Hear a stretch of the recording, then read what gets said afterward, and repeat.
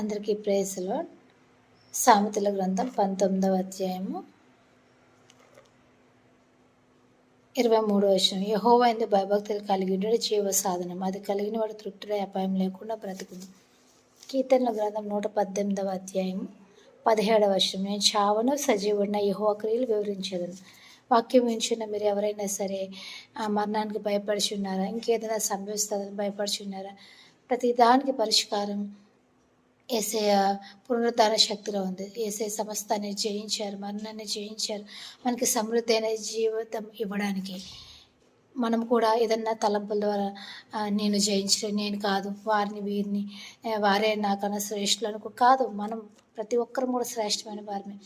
దేవుడిని క్షమించమన్న వెంటనే క్షమిస్తాడు. ఏదైనా తప్పుడు ఆలోచనలు పడి తప్పుడు మాటలు తప్పిపోయే మాటలు మళ్ళీ తిరిగి దేవుడిని పాదాలు పట్టుకున్నప్పుడు దేవుడు తప్పకుండా క్షమిస్తారు. క్షమించి దాన్ని మళ్ళీ జ్ఞాపకం చేసుకోవడం, ముందు వైపు వెనక్కి చూడకుండా, జీవితం వెనక్కి చూడకూడదు. ఎప్పుడు ముందుకు చూసుకుంటూ వెళ్తూ ఉంటే దేవుడు మనము అపాయం లేకుండా బ్రతుకుతామన్నమాట. అంతేకాకుండా మనము ప్రతిదాన్ని జయించగలం కూడా, మనకి సహాయం చేస్తాడు కూడా దేవుడు. ప్రతిదీ పొందుకుంటాం. దేవుడిని బతిమాలుకోవాలి. దేవుడి దగ్గర సమస్తము ఉన్నాయి, మనం అడగాలి అంతే. అడుగుతూ ఉంటే సమస్తము పొందుకుంటూ ఉంటాం. చాలా ఎటువంటి పరిస్థితుల్లో ఉన్నా, ఎటువంటి కుటుంబంలో ఇంకా ఎటువంటి సమస్యలు ఎదుర్కొంటున్నా దేవుడు మనకి శక్తిని ఇస్తాడు. అంతం వరకు మనము వృద్ధాప్యం వరకు కూడా దేవుడు మనల్ని కాపాడుతాడు. మనము వేడుకోవాలి.